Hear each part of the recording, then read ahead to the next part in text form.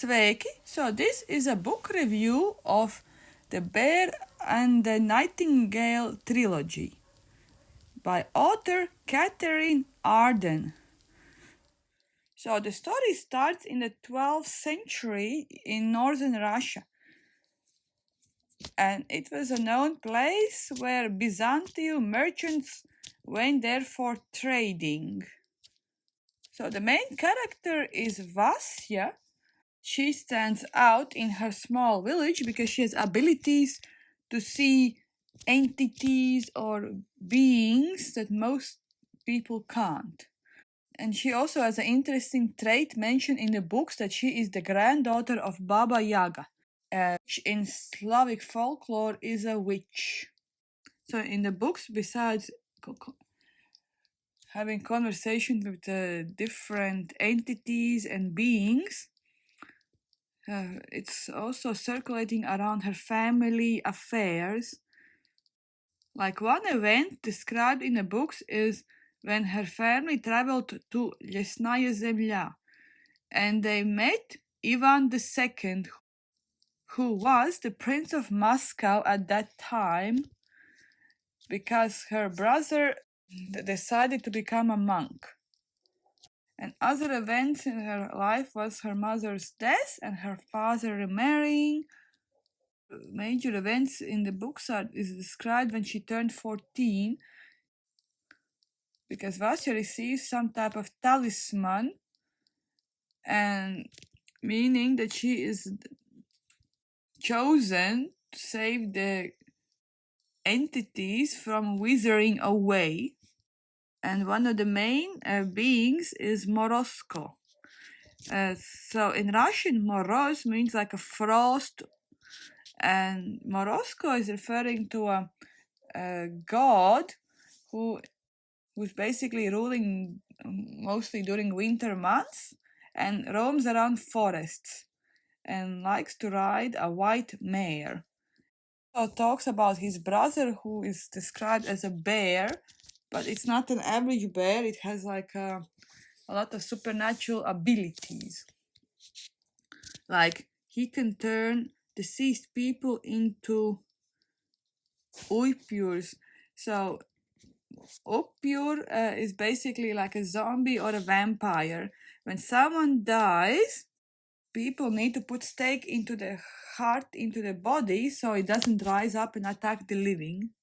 But the differences between vampires in other places is that Russian believed Upyr was a former witch, werewolf, or someone that had a lot of sins during the life. I tried to look up with other beings in the Baltic mythology, but there wasn't anything similar. Mostly about spirits that are revengeful. So the events I mentioned, it's mostly in the first part of the book. The second and the third is about Vasya traveling to Moscow to meet her sister, and the third one is she has to finish her task of saving beings, and some people even tried to burn her at the stake because they saw her as a witch. The first being is a Rusalka, or a mermaid. So Rusalka in the Russian folklore, she's described with green skin and teeth and weedy hair, and has a sprite brushing her hair, and if her hair dries then she dies.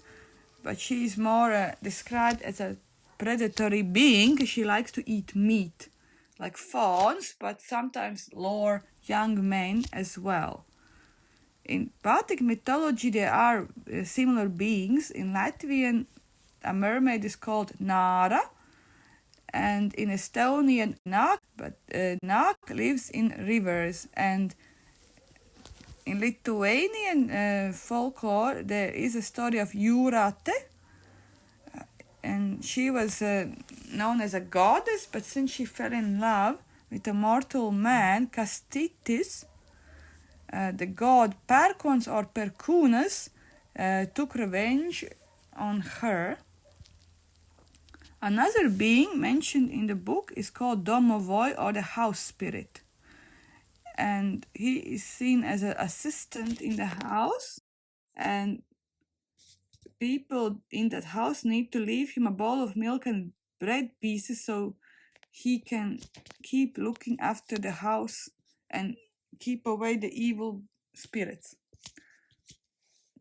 Well, his appearance can vary, because some describe him as a small brownish man, but in Latvian folklore it's called Mājas gariņš, and he's described the same, but he is covered with white fur. But in Estonian folklore, a house spirit is called Pishuad or Pūk, and it's described as a small dragon that guards a house. In Lithuanian folklore, they have Žaltys, or Zalktis in Latvian, meaning the house spirit is described as a grass snake because it is believed to be a being animal to Saule, the sun goddess. Next being is Vodyanoy, or water spirit in the river. He's also described as a river king, always looking for maidens to take to his castle.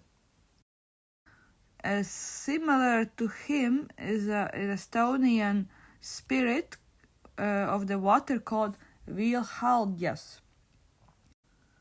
Next being is called Polevik, or the field spirit, who has grass as hair, and it is similar to a Lithuanian being called Ietvaras, or which is a field spirit in Lithuanian, and Jumis, which is a Latvian fertility god, but in Estonian it's called Murumemm.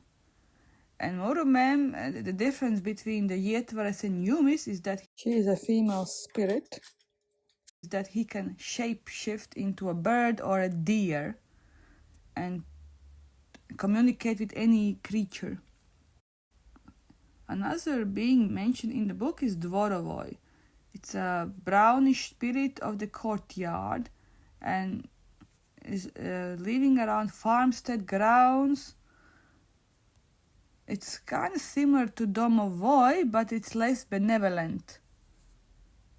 But it's also considered more dangerous because it could pose a threat to livestock, especially animals with fur like sheep. And the next one is Vazila. In Slavic folklore, it's a spirit of horses. It's described as a little person with large brown eyes, broad face. And if people don't leave him offerings, he starts to steal hay from the stalls. And I didn't see any similar being in Baltic mythology. But next one is Leshy, or a wood guard, and who is like a forest spirit in Slavic folklore, and he could also lead travelers to roam around the forest, and that's why they need to wear clothes backwards. And there is a lot of similarities with beings in the Baltic folklore, like in Latvian it's called Mežavecis. It's like a forest man, which is also like a guardian, but there's also like a female version of Leshy. It's called Mother of the Forest, and every Baltic folklore has it. Like for Latvians, it's called Mežamāte, in Estonian Metsaema, and in Lithuanian Medeine. So Mother of the Forest is basically guarding the forest from intruders, so people don't cut too much trees, and guarding the animals. And they're all described as wearing a green type of clothes. So that's it.